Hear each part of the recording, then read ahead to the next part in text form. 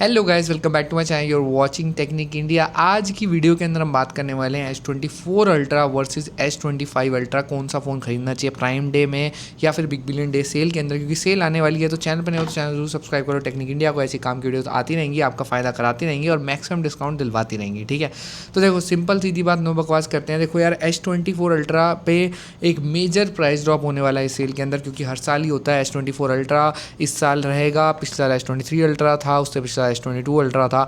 तो यार S25 ultra और S24 अल्ट्रा के बारे में एक बार डिफरेंस समझ लेते हैं कि यार कौन सा ज़्यादा आपके लिए बेहतर रहेगा और प्राइसिंग क्या एक्सपेक्टेड है। मैं पर्सनली अगर आपको बताऊं तो मुझे S24 अल्ट्रा को यूज़ करते हुए अब ऑलमोस्ट 1 साल से भी ऊपर हो चुका है, 1.5 साल ऑलमोस्ट हो चुका है इसको यूज़ करते हुए। And this is a prime phone. आप देखो कितनी अच्छी इसकी, अगर आप फिजिकल ओवरव्यू देखेंगे तो कितना ज़्यादा सुंदर फ़ोन है।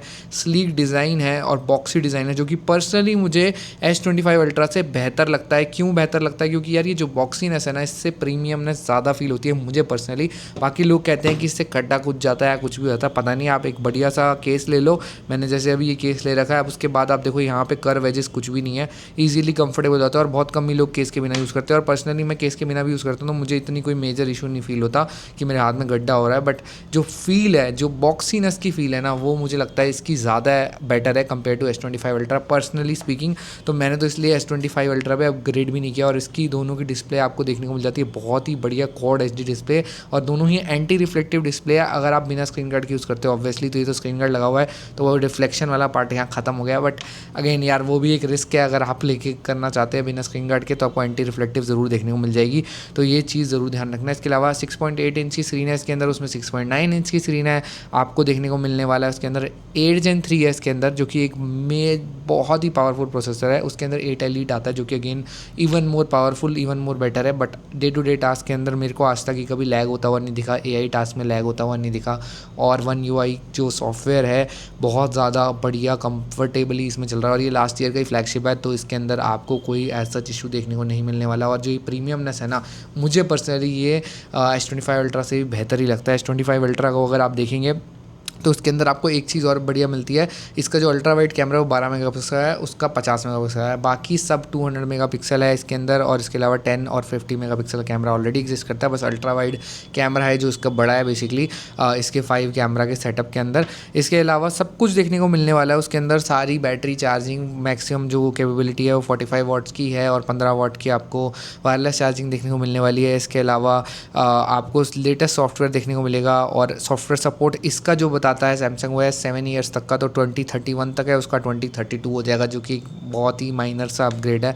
ऑब्वियसली 1 साल पुराना है तो 1 साल पहले का ही फ़र्क आ जाता है। तो डिफरेंस इतना कम है कि आप देखोगे कि आपको लगेगा कि यार क्या ही फ़ायदा हो रहा है मेरे को S24 अल्ट्रा से S25 अल्ट्रा पे जाने के लिए। तो जो बंदे S24 अल्ट्रा पे है तो बिल्कुल भी ना जाए। पर अगर किसी को खरीदना है तो मेरी रिकमेंडेशन है आप S24 अल्ट्रा लो। क्यों? क्योंकि जो प्राइसिंग S24 अल्ट्रा की आने वाली है ना, वो बहुत अच्छी आएगी इस सेल के अंदर। प्राइम डे में स्पेसिफिकली आएगी इस pricing. Almost after all card discount 75,000 का होगा। और कार्ड इसमें SBI मेजरली लगता है, तो लिंक डिस्क्रिप्शन में अप्लाई कर लो। लगभग 8-9 हज़ार रुपये का, कई बार 12,000 तक भी डिस्काउंट आ जाता है, तो उसके बाद ही ये 75 का पड़ता है, ये ज़रूर ध्यान रखिएगा। और ये आपको लगभग इतनी ही प्राइसिंग, थोड़ी और 2-3 हज़ार प्लस माइनस में देखने को मिलने वाली है बिग बिलियन डेज़ के अंदर। दोनों का प्राइस ऑलमोस्ट सिमिलर ही रहता है S24 अल्ट्रा में। और अगर S25 अल्ट्रा की तरफ जाना चाहता है तो 86 to 92 के आसपास प्राइस आएगा, मतलब आप 90,000 सेफ साइड ले लो आफ्टर डिस्काउंट, और ये रहने वाला है आफ्टर डिस्काउंट 75,000 का। तो लगभग जो डिफरेंस आ जाता है ना, वो काफ़ी ज़्यादा ह्यूज हो जाता है। मतलब मेरे को ऐसा लगता है कि 15,000 एक्स्ट्रा पे करना मुझे वर्थ इट नहीं दिख रहा। अगर आपको सिर्फ 8 Elite चिप ही मिल रही है, जो उसके अंदर अगर आप लॉजिकली देखेंगे, और वो आपकी यूज़ केस में भी नहीं आएगी उतनी ज़्यादा। और पर्सनली स्पीकिंग मुझे प्रीमियमनेस वाइज में S24 अल्ट्रा वे बेटर लगता है S25 अल्ट्रा से। तो मुझे लगा कि ये एक ज़्यादा बेहतर फ़ोन है अगर आप प्राइस पॉइंट को देखेंगे, और जस्टिफाई भी करता है ये प्राइस पॉइंट 75,000 का। और इस पर्टिकुलर प्राइस पॉइंट में आप सोचो, आपको 256 GB का S24 अल्ट्रा देखने को मिल रहा है, और इसी प्राइस पॉइंट में आपको 256 GB का ऑलमोस्ट 70,000 रुपये में आपको देखने को मिलेगा iPhone 16 बिग बिलियन में। वो भी अगर आप प्राइम डे में देखो तो ऑलमोस्ट 75 का ही मिलेगा। तो आप सोचो कि 75,000 रुपये में सेम अमाउंट में आपको बेस वेरिएंट 16 256 मिलेगा, जो कि एक बेस आईफोन है। और यहाँ आपको अल्ट्रा लेवल लास्ट ईयर का मिल रहा है, जो कि एक क्रेजी सैमसंग का फ्लैगशिप लेवल का फ़ोन है। आप बिल्कुल भी डिसअपॉइंट नहीं होने वाले भाई इसके साथ। और साथ में तो आपको पता ही है कि इसके अंदर S Pen भी आता है, जो कि अपने आप में बहुत काम का है अगर आप यूज़ करते हो, और अगर आपका बिजनेस पर्पस में आता है, साइन वाइन कर सकते हो, बहुत कुछ कर सकते हो यार। इससे बहुत प्रोडक्टिविटी इंक्रीज़ हो जाती है। है अगर आप यूज़ करो इसको। बाकी कोई क्वेश्चन और हो तो कमेंट करके पूछ सकते हो। मेरी पर्सनल प्रेफरेंस है S24 अल्ट्रा लो आप, बाकी आपका बेटर, आपके पास एक्स्ट्रा 15,000 है तो आप स्पेंड कर सकते हैं। फॉर क्या एक्स्ट्रा मिल रहा है वो मैं आपको एक बार फिर से बता देता हूँ। इसके अंदर आपको मिलेगा 6.9 इंच की स्क्रीन जो कि 0.1 इंच बड़ी है। इसके अलावा गोरिल्ला आर्मर आपको 2 मिलेगा, ग्लास प्रोटेक्शन इसमें 1 है उसमें 2 मिलेगी।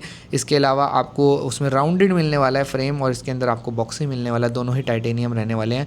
वहाँ पे आपको 8 एलीट मिलेगा और इसके अंदर देखने को मिला 8 Gen 3। एंड देन अगेन आपको जो डिफरेंस रहने वाला है मेजरली स्मॉल वेपर कूलर है, वहाँ पे लार्जर वेपर कूलर है तो थर्मल शायद थोड़े से बेटर होंगे उसके अंदर, ऐसा क्लेम कर रहा है ब्रांड। बाकी कुछ भी ऐसा मेजर नहीं है, ये चारों फीचर पांचों चीज़ें कि जिसके लिए आपको एक्स्ट्रा 15,000 वर्थ इट लगे। बट अगर आपको लग रहे हैं तो आप ज़रूर स्पेंड करिएगा। और S Pen भी डाउनग्रेड हो गया, ये ज़रूर ध्यान रखना कि ब्लूटूथ फंक्शनैलिटीज़ जो मैजिक होता था हैरी पॉटर वाला वो अब नहीं हो सकता। जैसे अगर मैं आपको दिखाऊँ इसके अंदर ये वाली चीज़ें जा चुकी है, तो मैं यूज़ नहीं करता बट हाँ it was good to have यार। हटा क्यों थी, मतलब मुझे ऐसा लगा ये जो है ना बेसिकली ऐसे करेंगे तो एक तो, अरे यार ये सिस्टम हिल गया यहाँ पे, हाँ ये खुल गया है तो इससे आप क्लिक करेंगे तो फ़ोटो क्लिक हो जाएगी सकती हैं। हाँ देखो हो गया ना, फ्लिप हो गया। तो ये सामने से ना कैमरा से देखने में डिफिकल्ट लगता है, अदरवाइज़ ये सब बढ़िया फीचर है। अगर आप कर सकते हो दूर से फ़ोटो खींचने के काम आ सकता है, ये ब्लूटूथ ड्राइवर की तरह काम आता है। तो वीडियो ज़्यादा एक्सटेंड हो गई है इस लिए, तो अब मिलते हैं नेक्स्ट वीडियो में। Thanks so much watching, bye.